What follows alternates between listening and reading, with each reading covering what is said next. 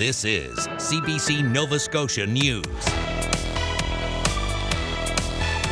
Racing the clock. A Halifax couple hopes to adopt 3 children from Lebanon before time runs out. Summer Space. A new structure will allow a downtown Halifax wine bar to open a patio for the first time in 2 years. And historic carpentry. Students learn the old ways of preserving the fortress of Louisbourg. Showers and the risk for thunderstorms ending this evening. A cooler air mass in place for Friday, but a quiet day. Your full forecast and weekend details are coming up.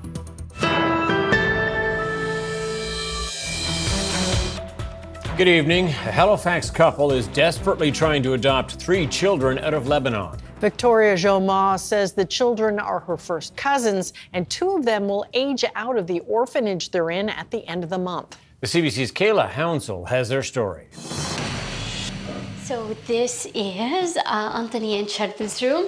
This will be their At Victoria Joma's house in Halifax, there are beds, toys, clothes. Yes, they really love messy. Even toothbrushes by the sink, all for children who don't live here. We just want to bring our kids home. That's it. That's all we want. We don't want anything else. Well, I love you. I love you too. The children are her biological cousins, brothers 13-year-old Anthony and 12-year-old Charbel, and their little sister, 6-year-old Teresa. Joma says they've suffered from neglect their whole lives. She's already their legal guardian, but she wants to adopt them and bring them to Canada. A decision solidified by this moment. The 2020 blast that rocked the port of Beirut, killing more than 200 people. It just came to me and I was like, I have to adopt those kids. She says she was told she can't adopt the children in Lebanon because their parents are still alive, though they've willingly signed over their rights, and because Joma is gay. But she's spent the last 5 years trying to bring the children to Canada and adopt them here, now with her partner, who's learning Arabic. I want these kids just as much as she does. Now, time is running out. The orphanage the boys are in doesn't take care of teens, and they'll have to leave at the end of June. I'm very worried, says the center's director in French. We're going to have street children. It's terrible. The couple even tried visitor visas and reached out to their MP, Lina Metledge-Diab, who is also now the brand new Minister of Immigration. Joma was told the minister could not help. She also declined an interview request from CBC News, citing privacy concerns. It is factually and legally untrue that the minister cannot help.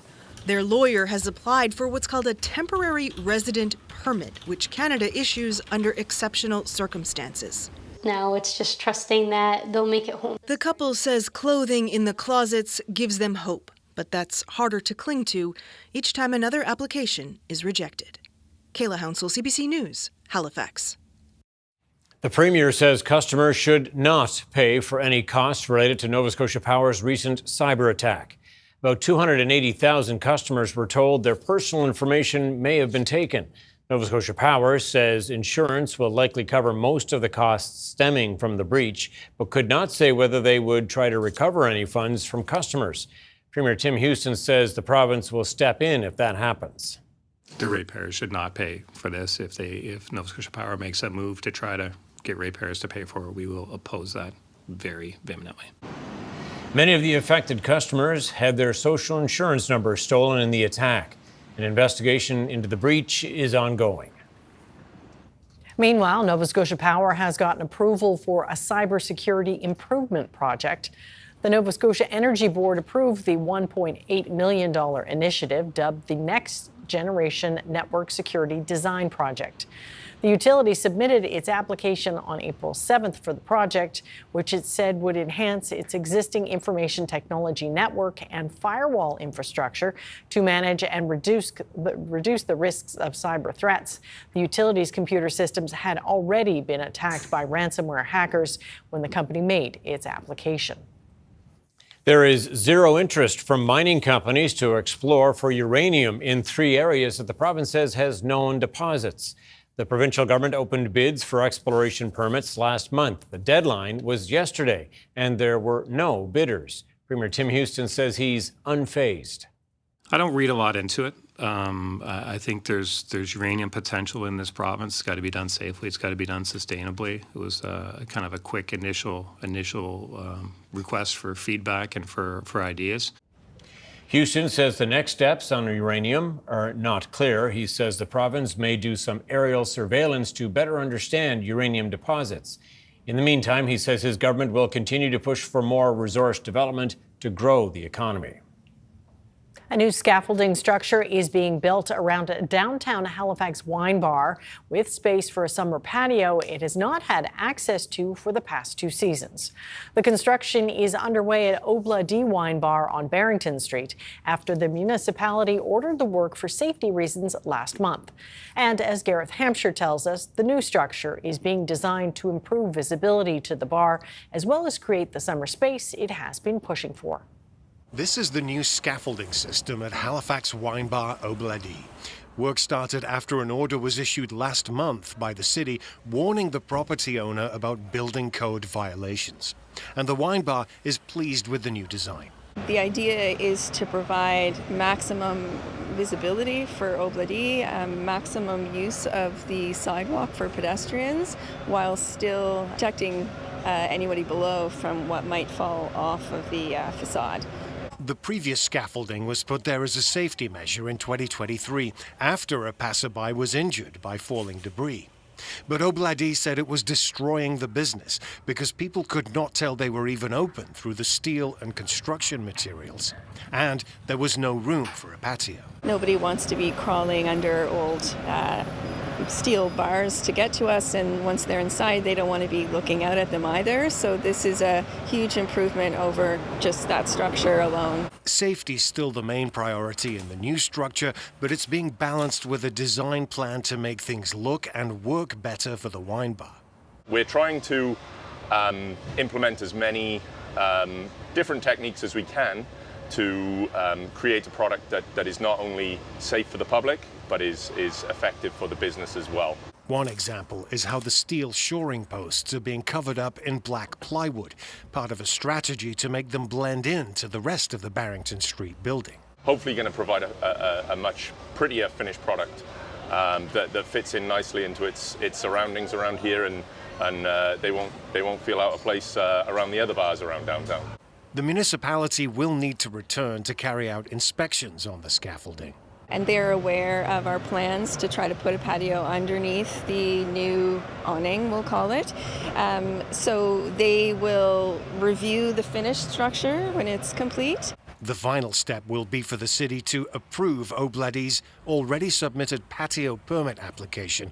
They hope happens as soon as possible. Gareth Hampshire, CBC News, Halifax.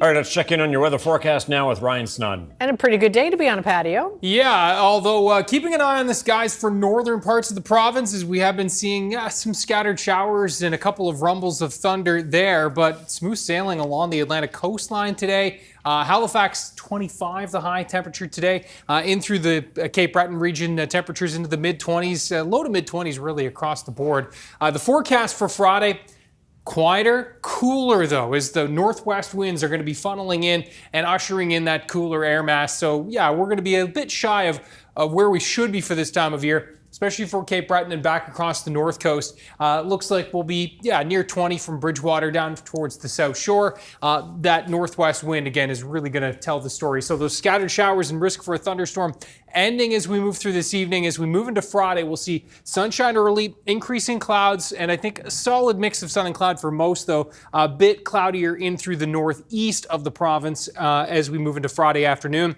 Watching this system, which will be just to the south and throwing, yes, a few isolated showers into the mix for Saturday, a calmer Sunday, but overall not a bad weekend. We'll break it down with your full 7-day forecast coming up in a few minutes. Tom and Amy. Okay. Looking better by the moment. Okay, thanks, Ryan. Thank you. Canada Post workers will soon vote on what the Crown Corporation calls its final offer. Canada Post and the union representing its workers have been negotiating for a year and a half.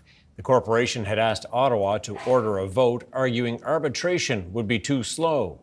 Today, Jobs Minister Patty Hajdu agreed, she says, in the public interest to give workers a chance to vote on the offers.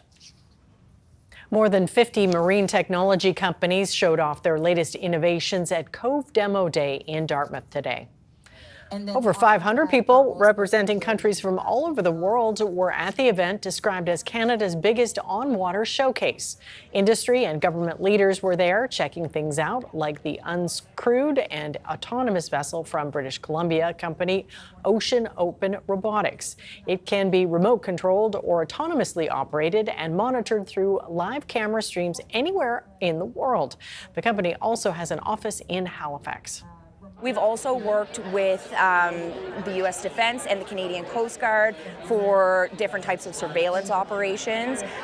These particular vehicles that I have in Halifax were on a mission in the Bahamas monitoring illegal fishing in marine protected areas. So the boat is out on the water without anyone near it for 3 weeks, and it is operating continuously, it's persistently monitoring, and it is able to identify where there are perhaps fishing vessels that are fishing in areas that they are not allowed to be. The vessel is also designed and manufactured in Canada. Cove Demo Day organizers say the great weather helped with the turnout, making it one of their biggest years. Parks Canada has entered a partnership with Canadian universities, allowing students to help with the upkeep and restoration of National Historic Sites. Students from 3 schools were in Cape Breton this week working on the Fortress of Louisbourg, using old methods to preserve the museum. Matthew Moore reports. The sounds of hammers were ringing through the Fortress of Louisbourg this week. Students from Holland College, Algonquin College, and Willowbank School of Restoration Arts were making new shutters. New shutters that look old, that is. It's a partnership that will allow students to preserve the historic site while also giving them a chance to work hands-on for the restoration project. Those taking part said the experience of working at the old site was exciting. In the traditional academic setting, you do not get the chance to work with your hands. And so I was interested in pursuing that, especially in the Canadian heritage field, which is often underrepresented on the national level when you compare us to, say, Europe. And so I think it's a field that really is in need of some interest from the public. Some modern tools were needed, but the style, design, and methods for making the shutters honored the classic nature of the site. It's great to see the enthusiasm coming from these student groups to kind of be able to come to site and take part in this project and have something of value that they can see installed on a National Historic Site kind of thing. So that's really great. And moreover, it's just great to be moving forward and getting any maintenance done, which is pretty well my job. The schools in Parks Canada signed the multi-year partnership to do other restoration jobs at the location, which will allow more work to be done in the coming years. Matthew Moore, CBC News, Louisbourg.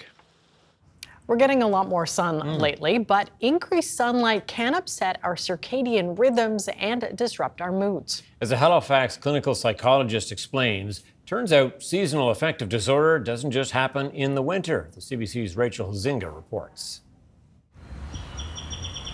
Winter is over. The sun is shining, birds are singing, flowers are blooming, but maybe your mood isn't reflecting the nicer weather. If that's the case, you could be dealing with seasonal depression in the summer. Now, as Canadians, many of us know about the winter blues, and an unfortunate minority of Canadians know about winter seasonal affective disorder, which is a depressive episode that coincides with changes in the seasons, usually as we're making that transition into the fall-winter period. Now, a lesser known but still important and disabling variant of this is summer seasonal affective disorder. Winter seasonal affective disorder can cause people to feel sad or hopeless. While it's not a standalone diagnosis, it can be diagnosed as major depressive disorder with seasonal patterns. The summer version of this, Sherry says, can have both similar and opposite symptoms.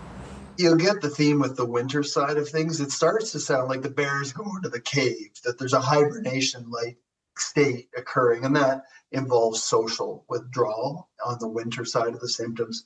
Whereas in the summer, you might see more of a restlessness and an agitation. You're going to see a somewhat different symptom profile if we try and contrast the winter and summer patterns. For instance, you're going to see sleep problems in both cases. But In the winter, you tend to have people are sleeping way too much, whereas in the summer, you may find that people are actually suffering more from insomnia. They can't get to sleep. So there's a contrast there. There also seems to be a contrast where in the winter, people are more prone to overeating and to unnecessary weight gain, whereas in contrast in the summer, you're going to see people on average losing some weight and having a poor appetite. So, if winter seasonal affective disorder is triggered by the loss of sunlight, why do people experience depressive symptoms in the summer? Well, Sherry says it has to do with our circadian rhythm, or our sleep clock. It's a biological process that tells us when to sleep and when to wake up. If that gets disrupted, Sherry says, our moods can become dysregulated. In the summer, for example, the sun rises much earlier and sets much later, throwing our winter sleeping patterns into disorder. Our circadian rhythm is sensitive. One example would be the time changes we undergo here. It's just 1 hour, but that spring ahead, fall back is quite consequential.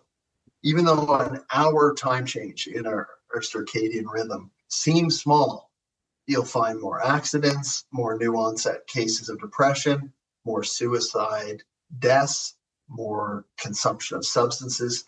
So this circadian rhythm is fairly finely calibrated, and even a small deviation from it can be important. While fighting seasonal depression in the winter can look more like taking your vitamin D or using light therapy, Sherry says the summer is all about adapting to your environment. He suggests re-engineering your sleeping environment, using sleeping masks or thicker curtains. Embrace the stuffy weather, doubling up on sunscreen and water to go for walks. You can also talk to a healthcare professional or psychiatrist, but Sherry says not isolating yourself is one of the best strategies in fighting seasonal affective disorder.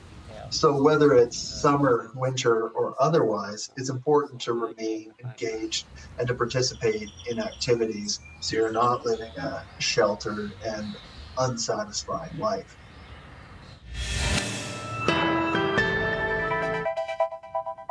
That's a lovely shot, isn't it? A peek of some sun rays there for sure. Ryan's up next with his weather forecast. Stay with us.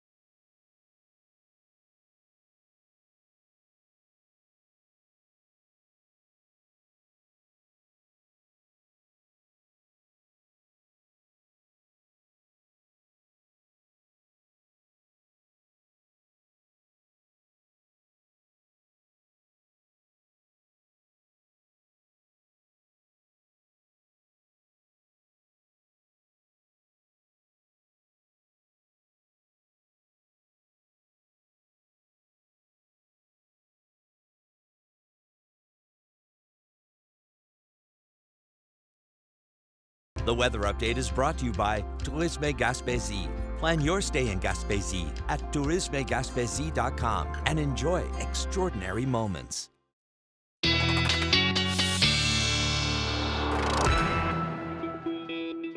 All right, your full weather forecast now, and we have some active weather. Thunderstorms up in Cape Breton. Yeah, this one storm in particular is really it's a severe storm, no question, and verified but the Port Hawkesbury Airport with a gust of 81 kilometers per hour. So really some strong local wind gusts with this, heavy downpours and even some hail that could be up to toonie size. Wow. So this is one, have a look at this webcam shot. This is from Iona looking south toward that storm, and you can see the sky's looking pretty ominous indeed. So let's get right to the radar, and you can see most of the action across the mainland has now eased. A couple of isolated cells up towards Cumberland County, but this is the cell that we're keeping an eye on here across Cape Breton. There's actually a couple you can see up towards the Inverness, Victoria County region. One that's been, looks like it's just kind of rolling offshore, and the Ingonish Beach area. Another little cell here down towards Inverness, but this is the cell here that is severe thunderstorm warned, and you can see the straight line wind, or the straight wind here coming off this with this storm as it is moving from, say, west to east into Richmond County, and you can see when it's flat like this, pretty good indication that there are some pretty strong winds along this storm. And when we're talking about these dark reds and purples, some very heavy rainfall with this. But again, with a gust of 81 kilometers per hour in Port Hawkesbury, aside from the very heavy rain and likely some localized hail with this, the winds are going to be the most impactful part of this thunderstorm. So take cover with this for Richmond County. Not going to want to be outside with that one rolling through. No question about that. Those storms will continue to move offshore, which is good. This cold front is going to be sliding through and things will calm down through tonight. That's the good news. As this area of high pressure moves into the region, we're talking about things a little calmer for the weekend. Still some precip chances thanks to this low pressure system that's going to be just tracking off to the south. As you can see, temperatures across Canada, yeah, a little cool with most of the heat across the U.S. South right now. As we look at the overnight lows tonight, and again, that risk for thunderstorms has all but wrapped up here. Maybe just an isolated risk for the next couple of hours that we might see something popping up. But the most, of course, ominous storms right now tracking through Cape Breton, and again, that storm through Richmond County. As you can see with the hour by hour, maybe another risk here for the next few hours, as I said, primarily in the northeast. As we move through the overnight hours tonight, we're going to be talking about, well, for Friday morning, pretty quiet. Temperatures are going to be starting right around the, as we said there, in the low double-digit range. Now, note for Friday, a bright start to the day, and then that cloud building up, thickening up into the middle part of the day. And so I do think there could be times when the clouds are certainly dominating, but overall we'll call it a mix of sun and cloud for your Friday. We'll see temperatures across Cape Breton ranging from 12 and 13 Shetticamp down to Port Hood to 15 and 16 degrees for most of the island. 15 to 16 for eastern parts of the mainland as well, though eastern shore should get up to around 18 degrees from Sherbrooke back towards Sheet Harbor. Musquodoboit back to Halifax in the 17-18 range. Amherst near 15. And as we can see here in the west, temperatures, again, a bit cooler near 16 Digby to Yarmouth, but we should squeak up towards 18 to 20 for the South Shore, especially inland areas. Now, there's the weekend, and that area of high pressure anchored to the north is doing its thing, trying to drive this system off to the south, but it does look like it's going to be close enough that we get into the best chance for showers is going to be Yarmouth and Shelburne, but unstable air, and so we could see some isolated showers bubbling up here into the afternoon, as we will see some sunshine and some cooler air aloft will just get things a little bit unsettled. So isolated shower chances here and a more scattered shower chance towards Yarmouth and Shelburne counties.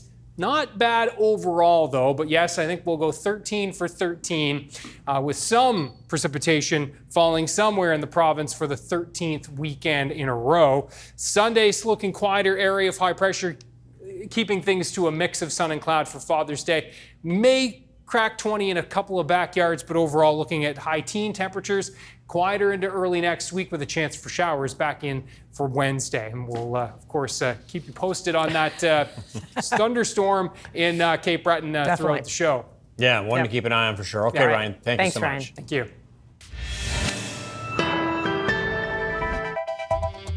Coming up, the Ecology Action Centre weighs in on Premier Houston's plan to ramp up wind energy production in Nova Scotia.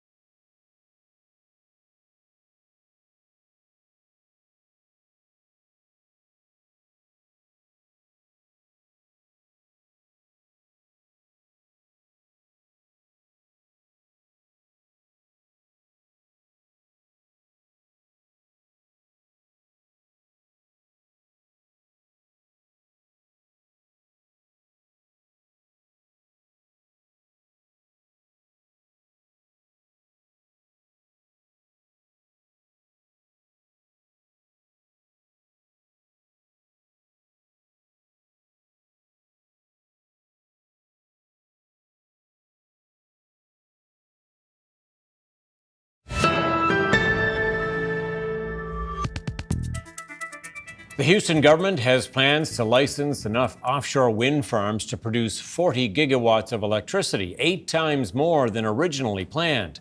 Proponents say the so-called Wind West project, which could cost $10 billion, could supply 27% of Canada's total electricity demand. Watching all of this with interest is Thomas Arneson McNeil of the Ecology Action Centre. Sir, a real push in this province of late to build out wind energy. What do you think of Wind West? Yeah, I mean, I think fundamentally it's a good idea. The first thing that I think it's important to note is that there has been no official change in provincial government policy in terms of how much offshore wind they're looking to develop. So it was 5 gigawatts by 2030. Nothing about that has changed officially. But I do think the idea of Wind West touches on something really fundamental when we're talking about creating an offshore wind industry in Nova Scotia. And that is the fact that our grid is not meaningfully connected to anywhere else. It's not meaningfully connected to any other area of Canada or the United States where they could use the type of wind power that we are able to generate here. So the most power we ever use in a year is 2.4 gigawatts, and we have much more offshore wind potential available. So the question when we're talking about driving investment and creating what would essentially be a brand new industry is, are we able to get some of that wind outside of Nova Scotia? And if we're not able to do that, then I don't think we have an offshore wind industry. But if we can, with the support of the federal government, build the kind of power lines that we would need to transport that volume of electricity, then it's certainly a tremendous opportunity for Nova Scotia when you look at the potential job creation, the potential revenue that this could generate. Okay, sounds like you're in favor of this, or you're liking the sounds of it at least, and we may be on the verge of a clean energy breakthrough here. But when you look at the bigger picture, what concerns might you have? Yeah, I mean, fundamentally, I think that there's a couple of things that you're going to need if you're serious about creating investment certainty around wind. So investors, as I mentioned, aren't going to be interested in investing in an offshore wind industry if we can't move that power outside of Nova Scotia. So we need power lines. The other thing that they're not going to be interested in doing is investing if we don't have buy-in and social license for building offshore wind. And so that involves, the general public and coastal communities. It also involves the fishing community and other ocean users. We've seen, time and time again, when you look at offshore wind internationally, these types of projects can absolutely fall apart if you have opposition from the fishing industry and fishing communities. And then, of course, the Mi'kmaq Nation, I think, is a key player in all of this. Could you use something like, the Wind West power line to advance economic reconciliation with the Mi'kmaq Nation? If you're not able to bring, those ocean users, the Mi'kmaq and fishing communities on board, then fundamentally, I don't think you have a Wind West project, and I don't think you are going to have interest from the investment community. You mentioned the fisheries. Are the fisheries and wind energy mutually exclusive? No, absolutely not. I think that there is a way for these two industries to, ultimately work in concert and collaboratively. But that's really going to depend, I think, on the government's approach to, consultation. Are they kind of bringing in folks in the fishing community and in industry early on in this process? What is on the table in terms of community benefit agreements? What is on the table in terms of, not only preserving fishing grounds, but also the health of our oceans and preserving marine life. So the question for me is, is the provincial government going to do what it takes to drive this forward, and it will ultimately involve, bringing in and working collaboratively with the fishing community and with the Mi'kmaq Nation as well. Just quickly before I let you go, obviously a large, massive undertaking with so many questions still out there, but where in the world has this been done well, in your mind, so that this country might be able to follow a model similar? Sure. Yeah. I mean, there are many, I think, examples. Certainly, Norway, Germany. You can also look to China, and Korea and Japan for examples of how to do this right. And I think the United States as well. And we've seen projects like big transmission lines and like offshore wind, face either opposition from local community or the fishing industry, and also ultimately that is really destabilizing. So we need to, I think, learn from the examples, where this has already been done. I did mention the UK, but that's another, place where they've developed quite a bit of offshore wind. And you need to, I think, really take some lessons in terms of what the engagement approach is when you're looking to build out a new industry successfully. All right, lots of questions and details to follow, I am sure. Sir, thank you for your time today. Thanks so much, Tom.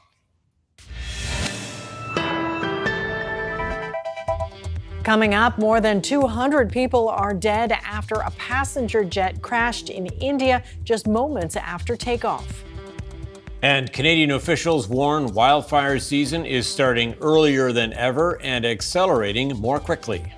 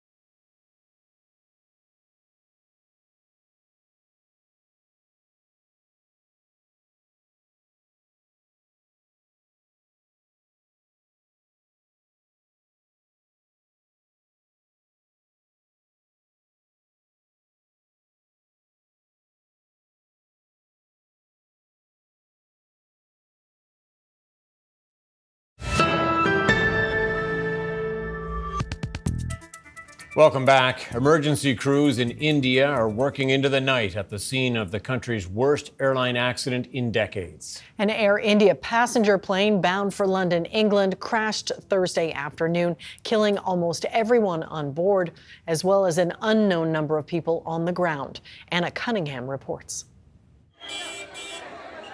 A scramble for information outside a local hospital. These relatives desperately looking for their loved ones. This Air India flight with 242 people on board was fully loaded with fuel for the 10-hour travel time to London. And a warning, you may find the following images disturbing. Just moments after takeoff, some 190 metres in the air, the plane starts coming down. The sound of an explosion heard as it hits the ground. This was a densely populated residential area. The plane struck an accommodation block for medical students. Its tail seen embedded in a building. Rescuers searched the charred debris scattered over a wide area with the smell of aviation fuel heavy in the air.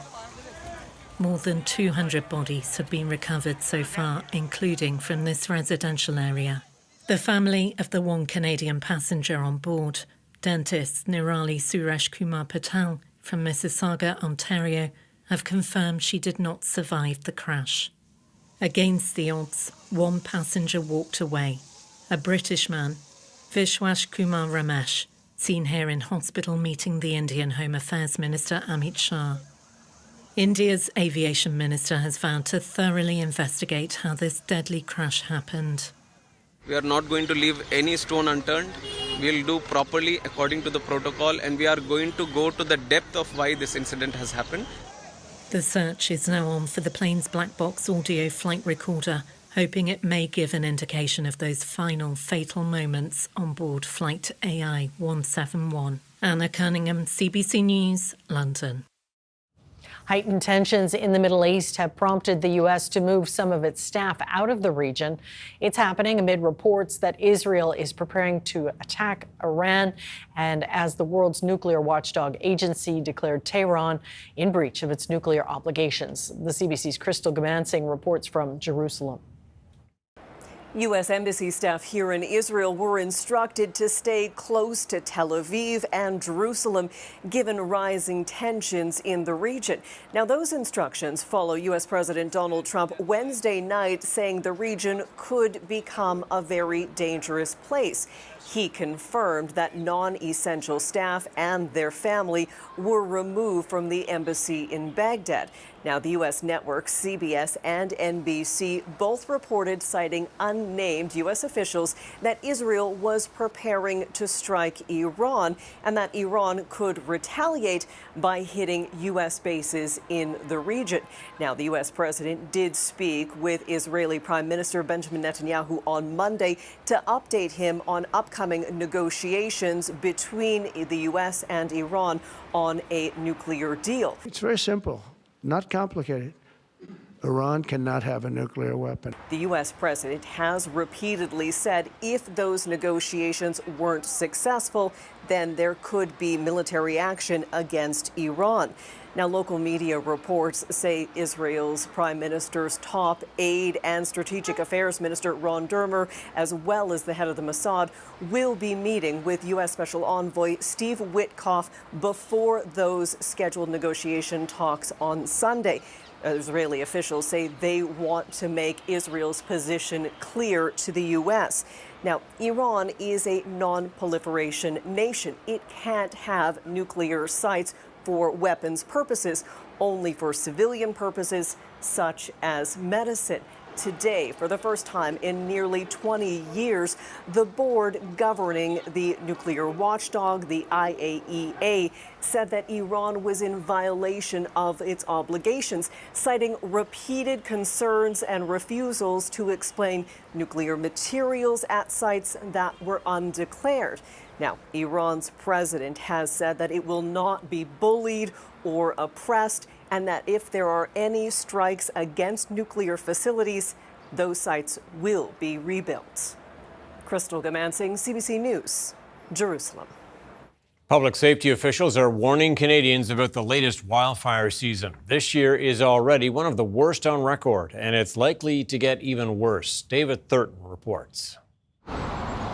1 month in, and it looks like this wildfire season could smash records. It is very clear that this wildfire season is off to a very challenging start.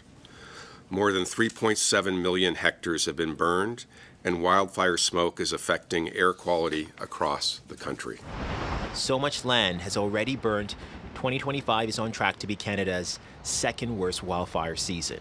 Right now, more than 200 forest fires are burning, more than half are out of control, and things could get worse. The outlook in the 2025 wildfire season indicates that wildfire risk across most of Western and Northern Canada is expected to be elevated over the coming months.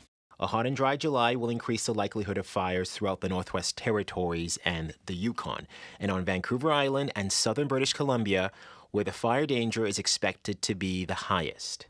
Alberta is also on high alert as it gets set to host the G7 summit this weekend. There's no wildfires impacting Kananaskis, and we do continue to monitor the fire danger in the region. Wildfires may not pose a threat to attendees, but it will be on the agenda, with Canada pushing for collective global action in their wake. I can tell you that one of the things that will be presented at the G7 is called the Kananaskis Wildfire Charter, with respect to taking steps to deal with all aspects of wildfires, including mitigation, preparedness, response, and recovery. The government says other countries have agreed to the Wildfire Charter in principle, especially as Canada's wildfire smoke often finds its way to the other countries that are participating in this G7 gathering.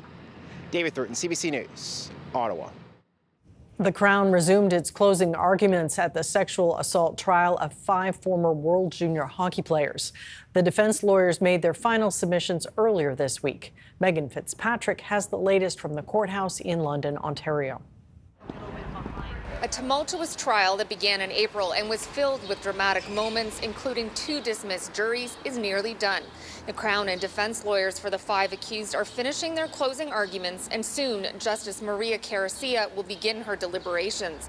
Michael McLeod, Alex Formanton, Carter Hart, Dylan Dubé, and Cal Foote are each facing 1 count of sexual assault. McLeod is facing a 2nd charge of being a party to a sexual offense. In this final week of the trial, their lawyers urged Caracia to find them not guilty, saying the Crown has failed to prove its case beyond a reasonable doubt. They sought to undermine the complainant, known as EM, calling her an unreliable witness and accusing her of lying about what happened in the hotel room in June of 2018. They argued the sexual activity was consensual and that EM was a fully willing participant. Today, in her final arguments, Crown Megan Cunningham defended how EM testified for 9 days and pushed back on a defense lawyer's assertion that she was too rehearsed and had an agenda. That criticism is why some people feel victims aren't treated fairly in the justice system, the Crown said. She can't win. If she's too emotional, she's combative. If she's not emotional enough, she's rehearsed. If she uses the same language at multiple points, then it's contrived. But if she uses different language, she's inconsistent. This all finds its roots in my submission in this myth of the ideal victim, that there is a right way for someone to look and sound when they're describing sexual assault. Cunningham said EM, who was 20 years old at the time, was a fair and reliable witness. And while the defense said she's changed her story over the years, the Crown said she's been clear and consistent about her lack of consent for the sexual acts. The Crown also challenged the defense arguments that EM is lying and falsely portraying herself as a victim. She had no motive to lie, Cunningham argued. After more than a month of hearing witnesses and other evidence, Caracia will sift through all of it to reach her verdicts. This trial has been closely watched since it started more than a month ago. The 5 accused who have been in the courtroom throughout will be waiting nearly 6 weeks to learn their fates. The judge will deliver her verdicts here at this courthouse on July 24th. Megan Fitzpatrick, CBC News, London, Ontario. CBC News has been given exclusive access to Canada's only drug overdose hotline. It's called NORS, the National Overdose Response Service. People who are about to use drugs like fentanyl can phone in and talk with an operator to try to stay safe. The CBC's Jennifer Lagrassa reports. It's been kind of a long day and I do want to use. What are you using? At any time, operators for NORS, Canada's only drug overdose hotline, are making sure people stay safe while using drugs. Just to be safe, can we just start low, go slow? Okay, I'll start now. The anonymous hotline pairs people with operators who listen for signs of an overdose. Hopefully it's hitting good. Yep. And send EMS if something goes wrong. Many overdose deaths happen when people use alone. The hotline is trying to change that. Most calls come from Ontario, Alberta, and BC. Many of them are working professional jobs. They work in construction. They might have had an injury, like a sports injury, for example. Lisa Morris-Miller runs the hotline. The kid at 16 that is popping perks off the street because he twisted his ankle in soccer a year ago and can't get his oxyscript anymore is not looking to die. They got a bad batch of oxys. Funded by Health Canada, programs like NORS are not without critics. The reality of NORS is not socially digestible. I certainly don't think that it initiates or continues substance use. It's taken more than 20,000 calls, responded to more than 200 overdoses. No deaths. Yeah, I always call it. It makes me feel just a little bit safer. NORS is another tool meant to give people another chance during an increasingly toxic and unpredictable crisis. Jennifer LaGrassa, CBC News, Windsor. The Florida Panthers are up 2-1 over the Edmonton Oilers heading into Game 4 of the Stanley Cup Final tonight. The Panthers' success in recent years is giving a major boost to hockey in the Sunshine State. Julia Wong reports. In South Florida, it's fun in the sun all year round. But action on the ice is also heating up. 8, 9, 10, down that way. The rink is 10-year-old John DePaulo's happy place, one of a growing number of South Floridians now embracing the game. Yeah, it's really cool, and since I play in a rink, if there's ever like bad weather, I can still come to the games and I get to do what I like. It's not as unattainable as people think that it probably is in South Florida. The general manager here, a Canadian, originally from Toronto. The business started with 20 kids playing hockey. Now there are more than 500. Florida is one of those places where you can play hockey in the morning and go to beach in the afternoon. It's a sport where you're not standing outside in 90-degree heat, so parents really love being here. And you know that in itself is going to continue to help us grow. The success of the Florida Panthers, now playing in their third straight Stanley Cup final, is no doubt giving the sport a boost. The team's foundation runs Learn to Play programs, which hit a milestone of 1,000 kids this year. The demand and the hunger for the game has grown tremendously. You see more Panthers gear out here now than you've ever seen before. And it's showing up in pubs across South Florida, too. Here, the crowds for hockey playoffs have grown massively and are second only to football. It's nice to have different sports. Obviously, football is popular everywhere in America. Baseball, not so much, but it's been really nice. Like, hockey is a different vibe. It's a vibe more and more people are now enjoying, meaning Canada's official winter sport could become a bigger part of the fabric here in the Sunshine State. Julia Wong, CBC News, Fort Lauderdale, Florida. Strength in the price of gold helped lift Canada's main stock index today. Here's a look at the numbers as we head to break.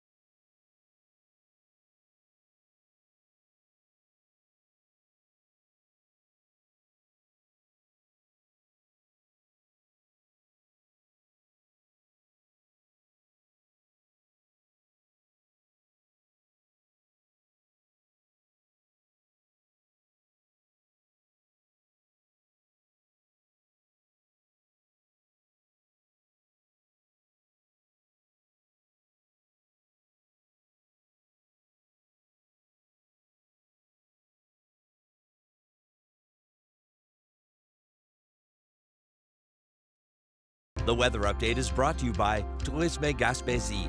Plan your stay in Gaspésie at tourismegaspésie.com and enjoy extraordinary moments.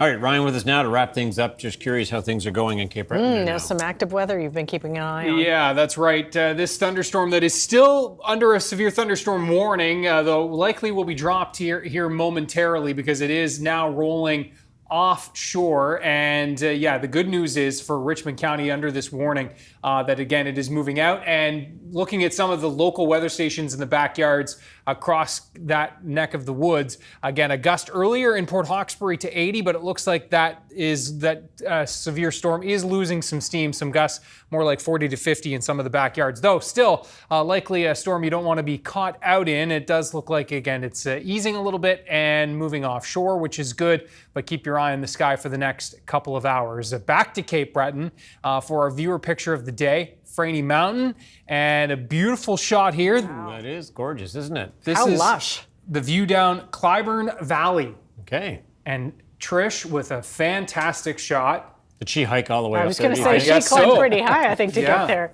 Thank you so much, Trish. Ryan's picks at cbc.ca. Great day in Cape Breton tomorrow and all across Nova Scotia. In fact, 16 to 20 degrees. Saturday, we'll see an isolated chance for a shower. The best chances in the south and west. And let's get right to that 7-day. Father's Day looking good and pretty quiet into next week as well. All right, thanks, Ryan. A new art installation at London's Kensington Gardens is encouraging visitors to do more than just look. So we're trying to encourage people to take a moment out of their day and to embrace their inner child and grab some Lego bricks and see what their imagination comes up with. The structure made with Lego bricks is titled the Play Pavilion. Veteran British architect Peter Cook, who is behind the design, says he never really played with Lego before this project. He was missing out. Along with the colorful castle and yellow slide, there are workstations set up where kids and even adults can unleash their imagination. Professional Lego builders are on site to help visitors overcome any creative blocks. That is impressive, for sure. That's it for us tonight. Thanks so much for watching. We'll see you next time. Good night. Good night.